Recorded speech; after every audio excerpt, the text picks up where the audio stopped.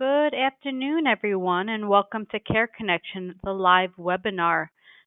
Before we begin today's presentation, I would like to let everyone know that for the presentation, we will be in listen-only mode. At the end of the presentation, you could type in your questions or concerns on the right-hand side under questions, and that's in your control panel. Again, on your right-hand side in the control panel, you could type in your questions and concerns, and they will be answered at the end of the presentation. In addition, we do have handout from today's presentation. The PowerPoint is in PDF. Again, that's under handouts. So we will begin, and today we have a very exciting topic of supportive practices for grieving caregivers. I'm sorry, I'll say that again. Supportive practices for grieving caregivers. Today's guest presenter is Dr. Ebony Green. She's a registered nurse and family caregiver. She holds a PhD in Human Services with a specialization in healthcare administration. She is a co-founder of Caregiver Support Services, a nonprofit organization that focuses on training and supporting frontline caregivers. Dr. Green is a published author and has written 3 books focusing on family caregiving. The books are At the Heart of the Matter, Caregiving in the New Millennium, and Reflections from the Soul. I want to thank Dr. Ebony Green for volunteering her time today. So we will begin today's presentation. Thank you so much, Heather, for such a lovely introduction. And as Heather mentioned, I'm going to be talking to you today about a topic that is near and dear to my heart, supportive practices for grieving caregivers. I have some personal experiences to share with you this afternoon, and I also have some materials that I think you may find helpful if you are a family caregiver or a professional caregiver working with clients and loved ones with Alzheimer's disease. I also want to say thank you to the Alzheimer's Foundation of America. Caregiver Support Services is a member organization of AFA, and we really appreciate the support and resources that they provide. So we're very grateful.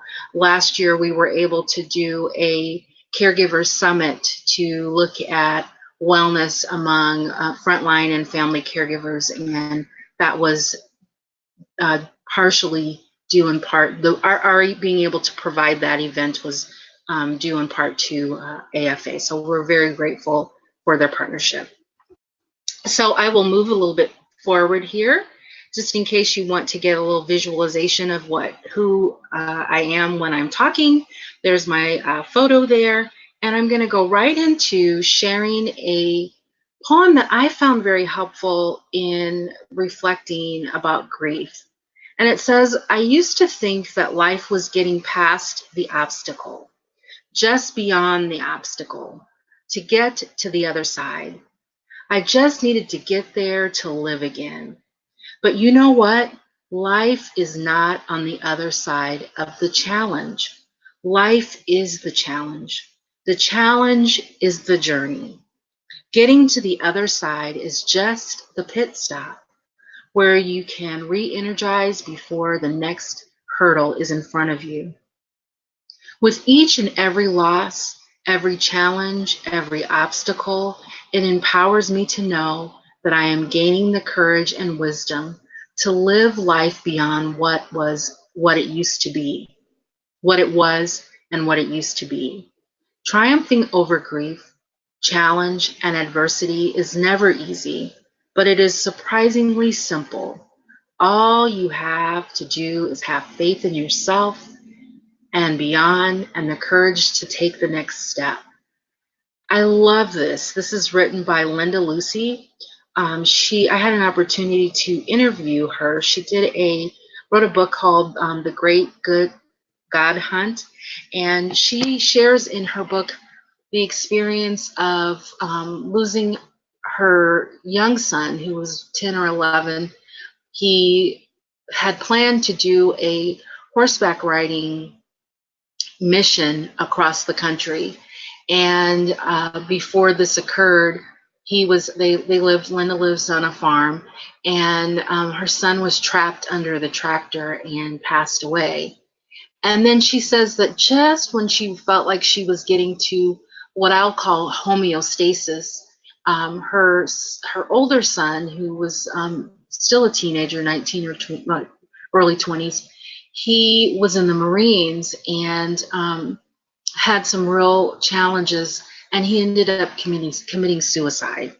And so her story is beautiful from the standpoint of, after that, she did go ahead and take that horseback ride across country alone, and had that whole year to reflect after losing both sons.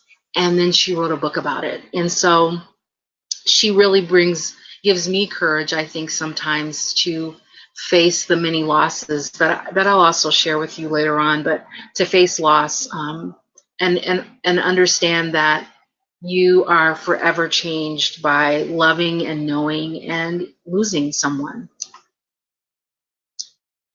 So I wanted to include in our discussion today anticipatory grief, specifically because a lot of times when we're caring for a loved one with Alzheimer's disease, we experience anticipatory grief. So I want to share that grief is not exclusively tied to mortality. In fact, it's not uncommon to grieve prior to the death of a loved one. With anticipatory grief, you may experience some measure of hopelessness, guilt, anger, denial, fear, confusion, and sometimes even rage, but not readily associate these emotions with your sorrow. I have a grandmother that was instrumental in my upbringing, and her name is Gran, and she suffered from and passed away in 2010 from Alzheimer's disease. And I know for our family, there were major changes in her condition over time, and so each of us dealt with that in our own best way. Everyone grieved in their own best way. And then when she passed away, then we also had experienced a great deal of grief again. So this is especially true for caregivers, as you've likely been adapting to multiple losses. And so I kind of think sometimes, you feel angry, or you feel teary, or frustrated, or sometimes, overwhelmed. And part of it is that we may not be associating what we're experiencing presently with loss. And I'll share something that's worked for me in identifying that here as we move forward in the presentation. So I want to share with you 7 tips for coping when someone you love is nearing the end of life. And I'll share a resource with you later on in the discussion too, where each of these is listed out, and there are some excellent suggestions on how you can work through caring for someone at the end of life. I included this in the discussion today because, as a professional caregiver myself and a family caregiver, I've also worked in long-term care, where I maybe became very close to a client that I was caring for, or a resident, and then we maybe lost that client or resident.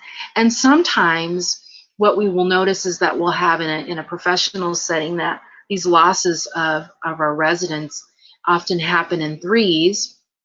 It can be very distressing for the rest of the residents, clients that are still in the assisted living or long-term care setting.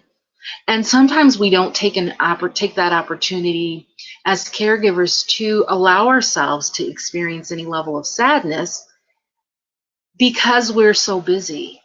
So I want you to think about these things, both for your life and if you are caring for folks professionally, in your professional life too. So make sure your loved one or client's wishes are documented and followed. And I'm going to share a slide about the 5 wishes, but it's a great tool that you can use to begin to document what you want for the end of your life, or what your client or loved one wants. Make sure that nothing is left unsaid. I find this very important. I'm at that year point for my mother-in-law who passed away last year. The day before yesterday was on the 12th of March of last year. And sometimes you receive the blessing of being able to actually go and say goodbye. Sometimes it's not possible. With my mother-in-law, we knew for a day or so that she probably was going to pass away soon.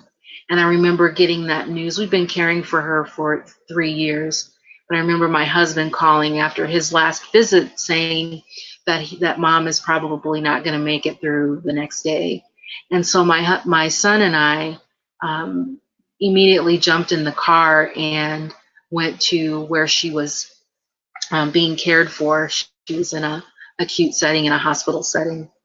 And I had that opportunity, and I say it's a gift because a lot of times you don't. But I had that opportunity to go in and thank her for the many wonderful things that she contributed to my life, and thank her for raising such a fabulous son who is my husband, and for being a wonderful grandmother. And I am very pleased that I was able to do that. It's not always possible, but whenever it is possible, to try to make sure that you say how you're feeling. Also, be a good listener to both yourself, your internal voice that's telling you that maybe you're tired or you're sad or you need a rest, but also to your loved ones, so that when there are things that you can do, you can follow those wishes. Don't be afraid to express your sadness.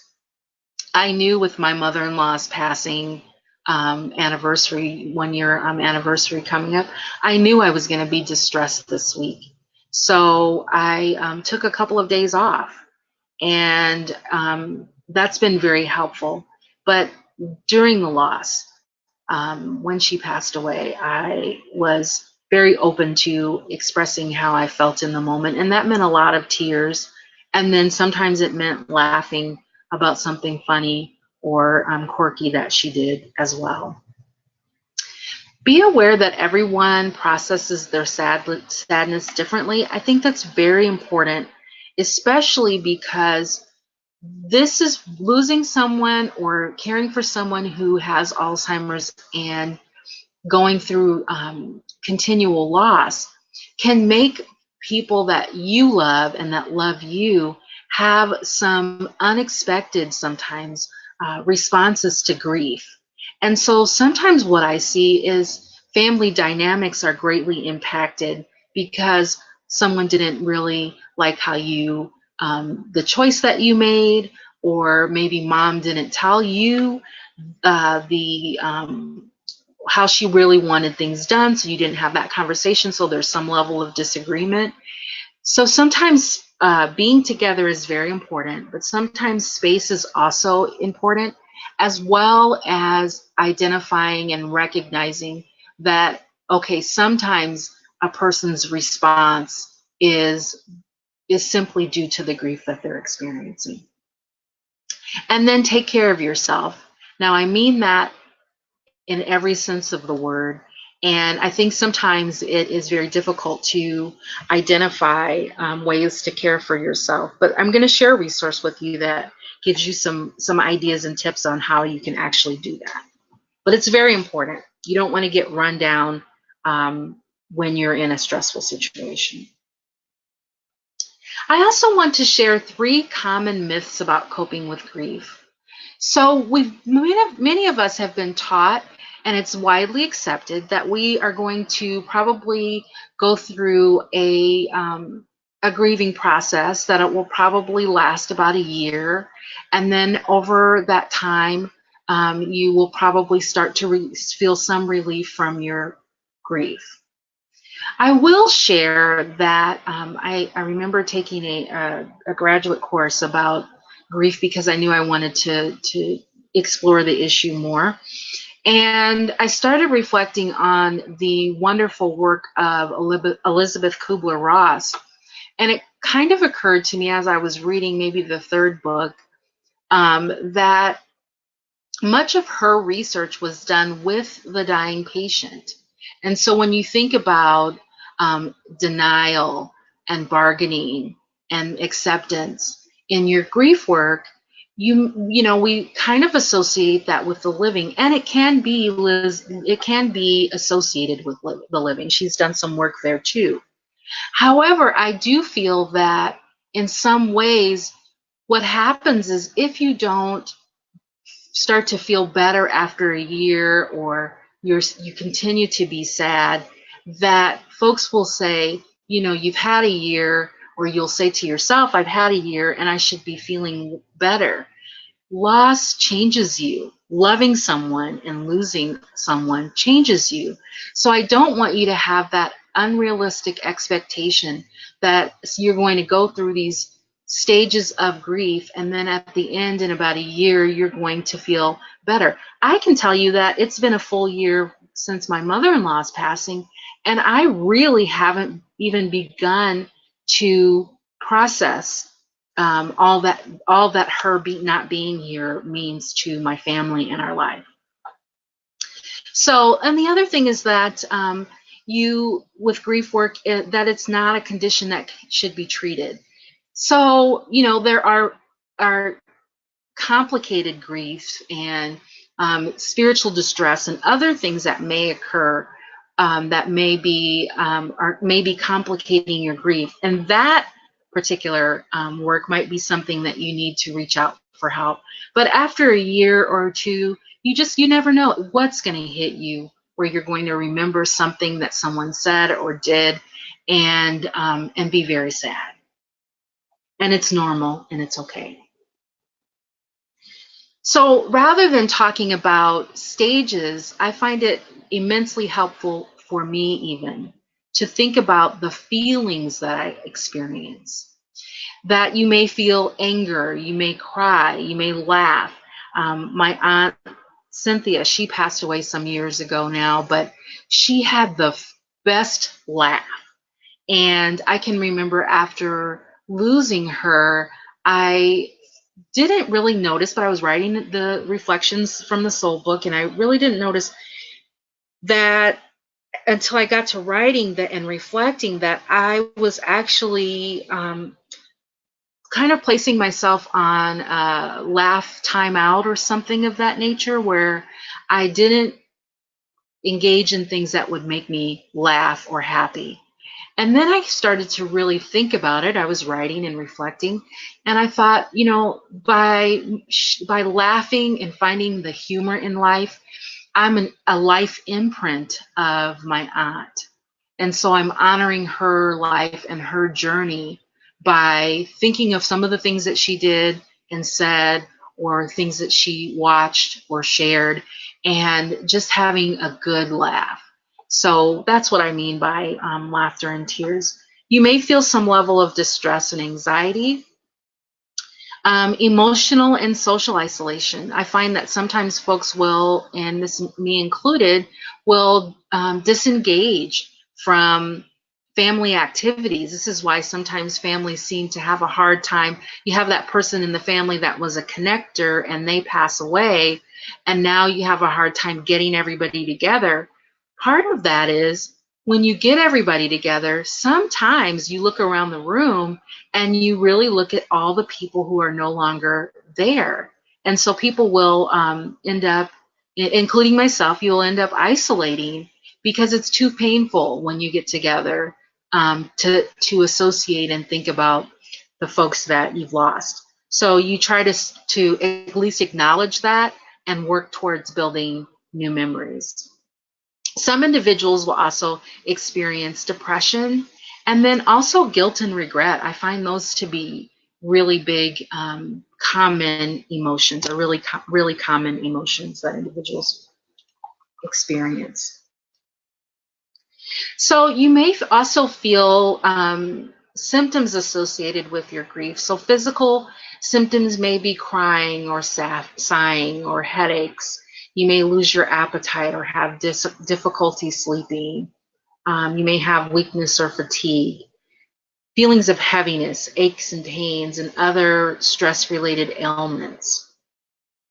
You may also have emotional symptoms, so you may feel sad and you may feel like you're yearning. Feelings of worry, anxiety, frustration, and anger or guilt are also normal. Socially, you may feel like you're detaching from others and isolating yourself from social contact and behaving in ways that may not be normal for you. Spiritual symptoms, there can be a questioning of the reason for your loss. I'll share with you that my Aunt Linda, she passed away in 2007, and she had Crohn's disease, and all of her life, from about 15 on, she went into the military and actually retired from the military. That was a miracle. And then she ended up having leukemia, the myeloid type of leukemia that was in the blood, and was able to get a bone marrow transplant and treatment, and went into remission. And then the year that her twins graduated, she started feeling really sick, and so she ended up having the cancer come back as ovarian cancer. Her and my mom are 2 years apart. And so when Aunt Linda was passing, she was in such pain, and she was a woman of faith, but she was very scared at the end. And so it was spiritually distressing for my mom, very unsettling. So sometimes the loss of someone, when you start to think about the pain that the person has to experience, and you're physically present from that, can be spiritually distressing. And it can have you questioning the purpose of pain. Why would someone so good, so kind, so loving have to experience such pain? If this person is a really good person, which I'm saying that they are, then what is the whole purpose and meaning of life and death? And so that can cause some spiritual distress. And then you may also start to have differing views on how you may process knowing that, we're all here for a short time, and we make our impact, and then, and then we leave. And so how do you cope with that? So I'm just saying it can leave you in a state of questioning. And I've found that to be true. I was presenting at a conference last year, and I had a nun come up to me and talk to me, and she talked about being being a nun, a nurse in one of the wars. I want to say it was Vietnam. And she was saying how they were taking care of these young soldiers, and they also had some nuns who were sick, who were there to care for the soldiers, but were actually sick themselves and dying. And she said, you'd have these young folks who just would pass away, and you'd have this nun who's dedicated her life to Christ, and just going through this miserable suffering. And she said, I've not shared that, but I've always thought, here you have this nun whose heart is steel, and going through this very immense suffering. So sometimes loss can lead you to questioning, and I think that it is okay. That is part of our journey. You also might want to consider what is influencing your grief. So, like we were just talking about, life experiences, how things that you experienced, for example, what was the first person, or who was the first person that passed away that made you aware of mortality? How that occurred, the context can be something that influences your grief patterns over time. Also, the position or station of a person. So if someone is the matriarch or the patriarch of the family, and they're supposed to be strong, we need to check on that person, because they may be the person that has been able to carry the brunt of of most things in the family, and they may be silently or in an isolated setting, really having a hard time processing their sadness. So that person that you may feel like is very strong, maybe they are strong, but they also need support. When we think about loss too, don't forget about the possibility of family conflicts. Everybody's not going to agree. I think too, sometimes this kind of flows into the personal relationship, that fourth circle there. This sometimes flows into the proximity or closeness of your relationship. Sometimes a loved one will tell you very specifically what they want, and maybe they have told other family members, and maybe the family member did not accept that and had their own views, or maybe your other family member, they weren't aware. And I'll use the example of my mother-in-law. 3 years before she passed away, she had a horrible case of influenza, and so she had to be placed on a breathing tube, and she was in the hospital. It was just, she had a stroke after that and the whole nine. Well, she was actually, when she came back around, she was very upset about the resuscitation aspect of things. And so just making sure your wishes are communicated. And we're thankful that she stuck around. And I think in the end, it was 3 more good years of loving, being able to love on her before she left. Also think about the fact that everyone hurts. And I use these little positional themes for, they're kind of funny, but think about family members or even colleagues that may, their responses to grief may be to test boundaries. If you have someone, a sibling, that's maybe the youngest sibling oftentimes, that always tested boundaries, well, when they grieve, they may be, when they're actively grieving, they may be more inclined to test boundaries, meaning question everything, maybe be very disagreeable, that type of thing. Some folks are overcome by grief. They may be crying very a lot and just be very, very engulfed in how they're feeling. And I think this changes depending on who the person is, and those 4 positional themes that we just looked at before. We also sometimes have folks that their immediate response is to blame.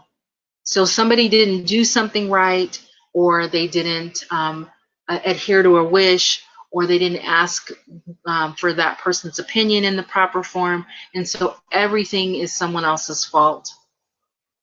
You also may have siblings or family members that are lost in action. Someone passes away, they are not in contact with everyone.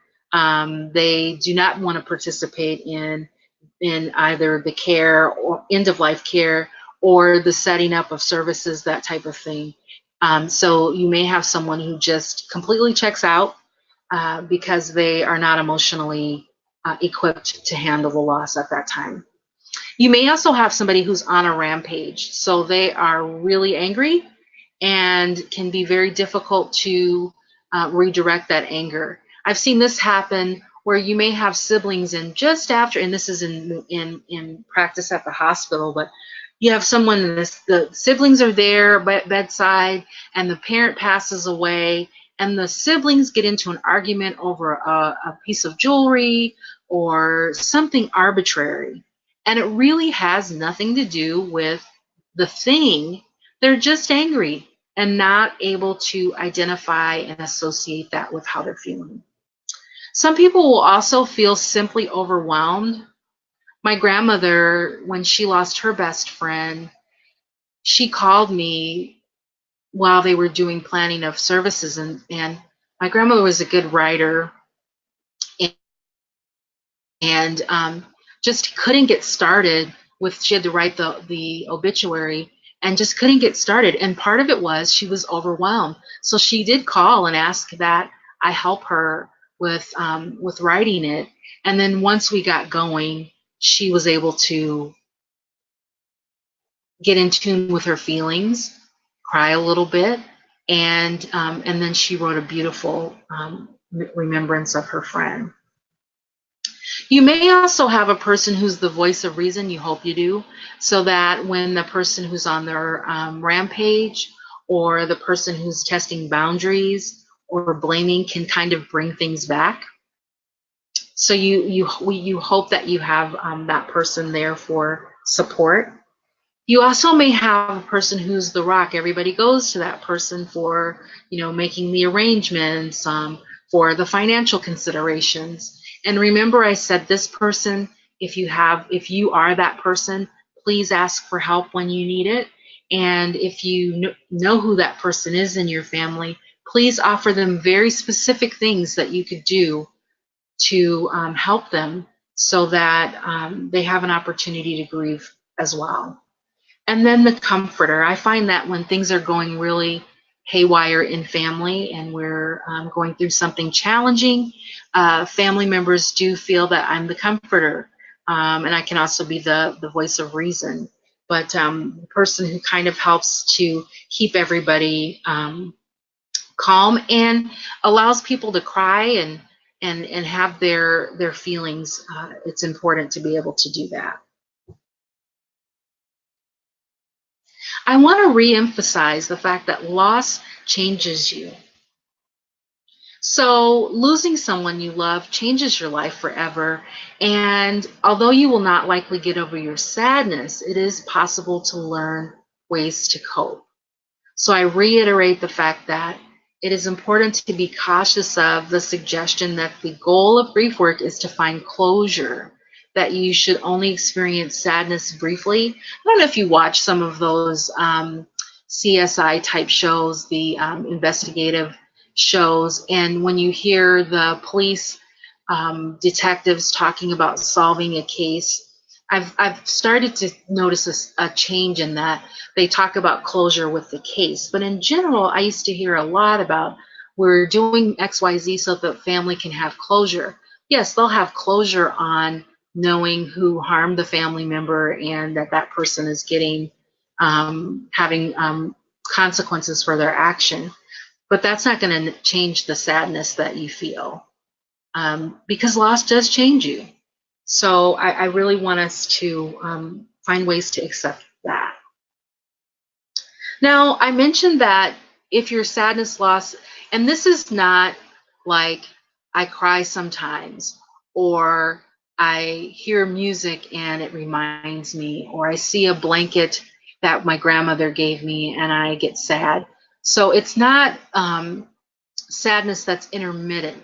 It's more of a hard, throbbing, painful, I'm not able to continue to move forward type of sadness that lasts 6 months or longer, with the general disengagement from participating in normal everyday life activities.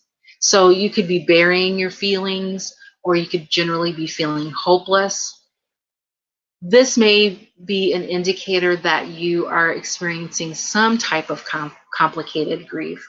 And so there may be feelings of attachment, and at the same time, you can feel anger, guilt, and resentment. So complicated grief-related depression, that often looks like real deep depression. Oftentimes the person continues to replay the losing of a loved one over and over again. You're not really able to move forward in life activities. I mentioned complicated spiritual grief. I find that this can upend a person's life. So they start to question the normal order of things. They may really begin to question, for a time, their faith. And then feel guilty for doing that as well. A post-traumatic grief response is very similar to like a post-traumatic stress. So this is where people will often have, or caregivers will often have, high levels of anxiety. You may, again, be very nervous. You may have panic attacks. And the whole the trigger for you is the loss. So the thing that's triggering you to feel very anxious, very stressed out, is often the loss of someone that you love. So what can you do to begin to address your feelings? The first thing you might want to do is identify your biggest triggers.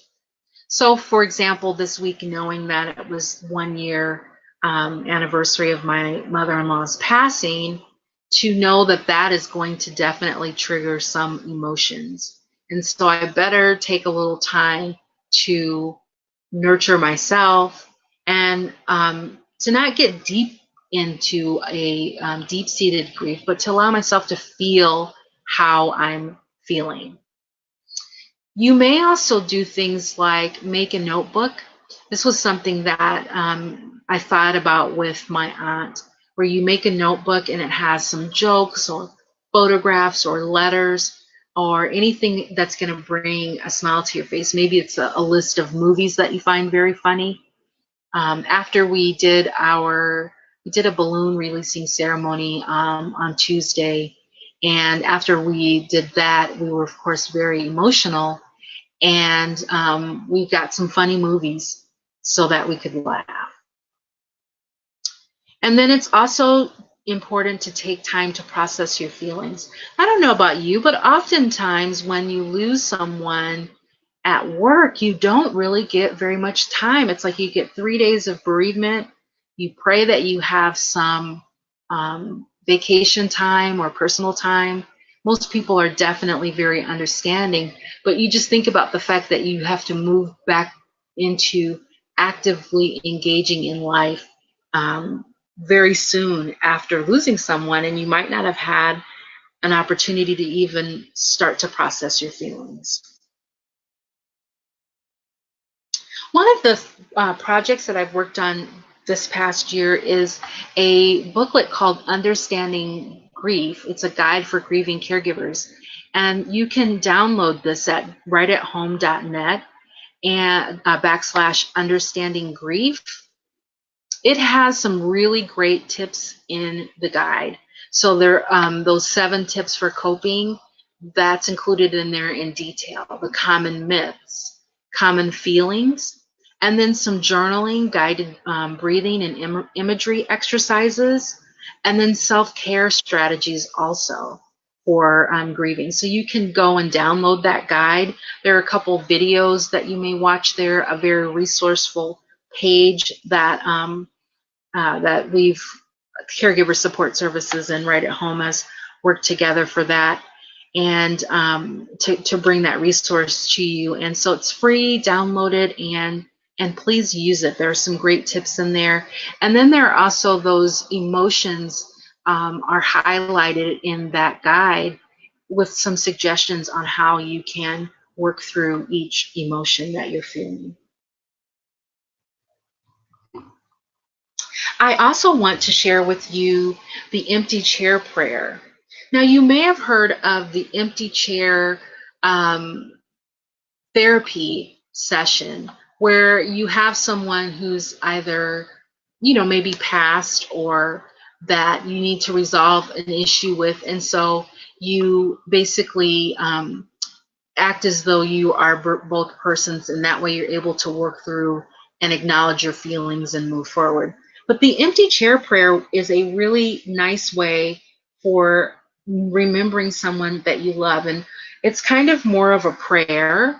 And what families can do is you get a chair or a dining room chair or something that is in the home, and you could get tags like tags that you would put on luggage. And then what each person does is they write something down that they remember about your loved one. And then you can have someone read those tags, and then together as a family, you can have a moment of silence or say a prayer. It's a way of reflecting and remembering someone that you love, honoring them, and remembering the good things, funny things, quirky things about that person. I also mentioned a little earlier the 5 Wishes program.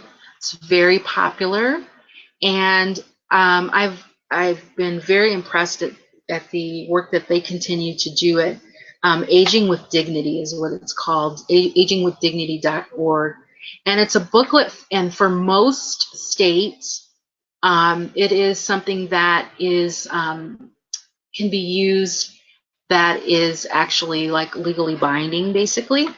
They have the states listed out. And what you do is you fill out the booklet with your family, with maybe if you have a client, and they can express how they want to be cared for and how they want to be remembered. This is nice because it's written down. If you have other family members that maybe are not in on because they're from living in from a distance, they may be able to also share in knowing that what you've done for your loved one has been effective. When my grandmother passed away some time ago, this was before I knew about the 5 Wishes program. And what she'd done is she'd had rheumatic fever as a child, and it had turned into rheumatic heart disease. And so when she was about 50, in her 50s, she had a major heart attack and had to have her mitral valve replaced. So thereafter, she had a letter that she'd written that had everything that she wanted done for her, how she wanted her memorial services and things of that nature. And she would go back and she would sign that letter. And it was really great for the family because when she did pass, we had that letter and we were able to follow the things that she requested. And we had a beautiful memorial service. She was a Pentecostal preacher. And so we had more of a church service than we did a funeral. And we didn't have she was cremated, so we didn't have what would have been more of a traditional homegoing. And some people were upset about that. But the family knew that this was what she wanted, and so we felt blessed by knowing what her wishes were. So I really highly encourage downloading the 5 Wishes. I think that you can order the copies, and they're a few dollars. I think that you can download online, and I don't think there's a cost for that. One of the things that I found very helpful, so maybe a year or so ago, I just started noticing that I was really feeling sad. And it was at a certain time of the year, and I just couldn't break from that sadness. And what I thought about doing was creating this timeline, and it's a loss history. And so my first significant loss of someone very close that I love was my grandmother. And then there was quite a bit of time between her and Aunt Linda. But then you can see in 2010 that I have had some real significant losses in a short period of time. What this helped me visualize is all of the losses, and then it helped me also group those into time frames. And most of the folks that I lost were between the months of September and January. And so it helped me to really identify that I really need to have a good plan and acknowledge that sometimes I'm going to feel a little more sad during these certain months. Now, I also live in Nebraska, so it's also winter. So, you've got to think about those things too. But it just helped me visualize. So I kind of shared this at a meeting and was talking to some folks who were chaplains and or just had a really strong congregation, and we talked about how this could be helpful even when you're just talking about people in your church or people that you're caring for in long-term care, that you can have an idea of this is a time where I really need to make sure that I'm taking care of myself because I'm triggered by the losses that I have had and have experienced. So it helped me to visualize, and then you can't stop there. You've got to have actions after that. The other thing that I find helpful is encouraging you to take a mental pilgrimage. So I'm going to have you close your eyes for just a moment and imagine that you are in an open field. The sun is shining brightly. However, it's not hot because there is a steady breeze. In fact, the field is filled with your favorite flowers, and they cascade in synchrony, a motion that you find relaxing. You locate a clearing in the midst of the field, a place that is uniquely comforting to you. You take a moment to sit down and release any and all feelings of sadness. When you are ready, you slowly stand up and leave your burdens in the clearing. You slowly walk back through the field, touching the tops of the flowers with your fingertips. Each flower you touch brings you healing, and you find that you are increasingly relieved of your once heavy sadness. When you are ready, open your eyes, and you are revitalized. Sometimes finding a good meditation tape. One of my happy places is being in the car. I love classical music, especially in other languages. I find it comforting because I talk a lot, I write a lot. It's very freeing to just get in the moment with the music. And so if you can find something like music or meditation, something that doesn't have to be long, but just gives you a moment to get out of yourself, get outside of yourself for a moment, and just reflect on the goodness of life.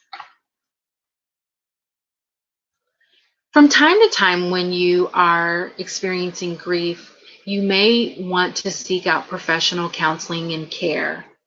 And because I had so many succinct losses, and then some other things that I needed to work through, I have actually done this myself, sought out professional counseling to really reflect on, again, the losses, the meaning of life, the contributions that people that I love have made. And it's been very helpful for my health and well-being.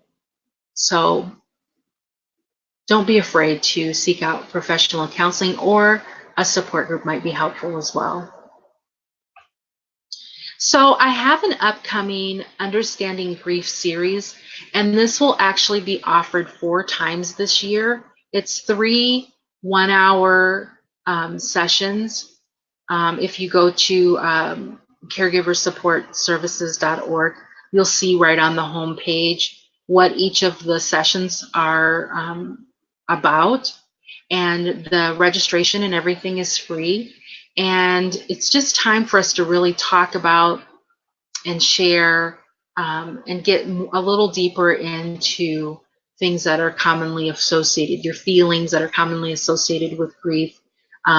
Really dive into the family dynamics and how to work through that, and strategies for self-care. So that's just something that is sponsored by Right at Home, and it'll be hosted by Caregivers Support Services. And we're offering the first one in March. There'll be one in May, one in August, and one in October, I believe. So just visit us and sign up, and we hope that if you know someone, and this is for family and professional. So sometimes in our work, we don't get an opportunity to reflect. So this is an opportunity to reflect on your grief and to find strategies for self-care. Okay, I think I have shared some, what I hope are helpful tips. And so I'm going to hand things back over to Heather for questions. Yes, this was a great presentation. I certainly learned some new information, so thank you. We actually have a first comment. Um, the Sonia Tatum is sharing that not everyone's grief looks the same. My mother passed away last year, and 3 months after, my younger sister died. I did not cry at my mother's funeral, but I did at my sister's. People have asked why didn't I cry at my mother's funeral. Prior to mother's funeral, I cried often to the point where I became sick. So I think she was sharing that, she was probably mourning throughout the process, that perhaps at the point of her mom's funeral, it sounds like she, didn't have it in her. Yeah, I think that is very common because it can be that as she mentioned, I'm sorry, what did you say her name was? Sonia. Sonia. As Sonia mentioned, that she was grieving her mother prior. Sometimes it's just, it could be the relationship, it could be the circumstance, it could be the fact that you are not in a comfortable place. And she's absolutely right. And that's why I think identifying what you're feeling is more important than thinking of going through stages. Because if you're grieving, you are probably going to have different emotions at different times. So thank you, Sonia. I think Exactly. that's absolutely right. All right. I have a comment, and Laura Matos first wants to thank you for an amazing presentation. And she wants to know if you recommend antidepressant medications on a morning person with severe depression. So I'm not a medical doctor. I would really talk to, work that out with your physician. I know that sometimes it's a combination, and that it's often dependent on the individual, and then also what type of, if you have a doctor that is a DO who's more holistic, there may be a whole variety of things that they can encourage you to do. So I really leave that up to the doctor and the individual. But thank you very much, Lisa, for your compliment and for your question. Yes, I want to encourage also anyone who has any questions or comments to type it in on the right hand side. There is a question from Rebecca. She wants to know, when the person who's living with this disease and their spouse dies, how do you approach them about that? I think that's one of the more challenging aspects, because with dementia, you can, or Alzheimer's disease, you can, uh, you're not really going to be able to reorientate someone. And so I watched a video that was heartbreaking to me in some way, because this lady and her son, it's a pretty popular video. It's on some social media, and her son goes and picks her up, these days in a row or over so many months. And he's having this conversation with her so that she just feels like he's a nice guy that comes and picks her up. And so he cries to himself because she doesn't know that this is her son. Now, I feel like our loved ones with Alzheimer's can feel the love, even if they can't identify who we are specifically. So I think it's very challenging, because if you are constantly trying to reorientate, it's not, the person is going to have, it's like losing that person again every time. So I'm with the idea of telling the fiblets, and you may say, dad has passed away. But then you may get that same question again in a few minutes. So I think that's really hard, and I don't have one answer for that question. Thank you. I have another question from Deborah Edelman Dolan. She's a therapist, and I have a family I am working with who are dealing with the beginning of the Alzheimer's disease and grieving the losses of abilities. Any words of wisdom? Yeah, I just know that is from personal experience. It's very challenging.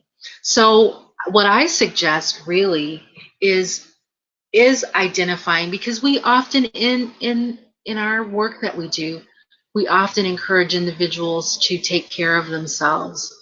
And what I really suggest is giving someone actual practical things that they can actually do, and then asking them to incorporate something that they can actually do when they're feeling sad into their life, one thing or two things, and then just acknowledging that this is a loss, and with each new loss of function or memory, that it likely will trigger you to experience extreme sadness, and that's okay. So I think, as from a professional standpoint, just acknowledging and letting the person know that this is normal, and that you will likely continue to feel some measure of loss over time, and that here are some practical things that together, let's build some things that you will actually do to take care of yourself. Thank you. We have a question from Travis Allen. What is a website for your Understanding Grief series to register for your webinars? It's caregiver, all one word, supportservices.org. If you go to that homepage, you'll see a registration link, and we hope to see folks there. Thank you. We do have a couple more minutes for any other questions or comments. So we have a question from Sylvia Stock. Actually, she's from the UK. Wow. Yay. Hi from the UK. And she says, my husband is in late stage young onset Alzheimer's and have learned much around being where they are and acknowledge the bad days and use the power of memories of great times we've had together to create a happy times photo album. Have turned my journey into positive. So it sounds like she's turning the journey into a positive outcome and creating great memories and times. So I think that's what Sylvia from the UK would like to share with all of us. That's beautiful, and what she's doing is to be commended. So thank you for sharing that, Right. Sylvia. Yeah, and I think she used her experience to write books and offer online coaching. So thank you, Sylvia, for, turning your personal experience and helping others. That's great.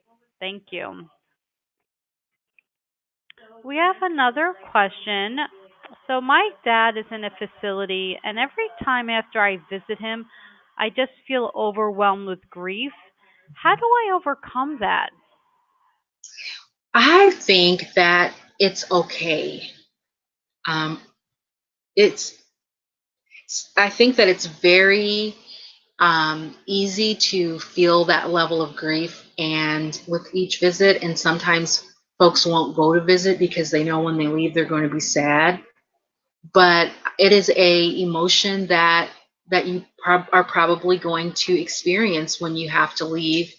Um, um, so thinking about taking care of yourself, maybe having something that you can listen to that's happy when you get in your car, or something that I can't tell you how much that does for me. When I can go and get in the car, and I might just be going to the grocery store or going somewhere to walk around and browse, but on the way, the listening to something that's either that's very touching for me, or listening to something that is funny. So maybe you embrace your emotion and definitely allow yourself the space to cry and feel sad, and then try to have something that transitions you from after the visit, so that you can kind of release and then try to think of good or happy times. But don't be afraid to be sad. Okay, so those are the end of the questions. I want to again thank you so much for volunteering your time and expertise. I also want to thank all the participants today for taking time out of their busy schedules to learn and listen. And thank you for all the wonderful questions and comments. I want to welcome you back next month for our next Care Connection webinar. As always, if anyone has questions or comments or concerns, they could always call our helpline. We're available Monday through Friday, 9 a.m. to 9 p.m. Eastern Time, Saturday, Sunday, 9 a.m. to 1 p.m. Eastern Time at 866-232-8484. And again, just a friendly reminder that today's handout, the PowerPoint is in PDF on the right-hand side under Handout on the control panel. Again, I want to thank everyone for joining us, and I hope all of you join us next month. Hope everyone has a good rest of their day. Thank you.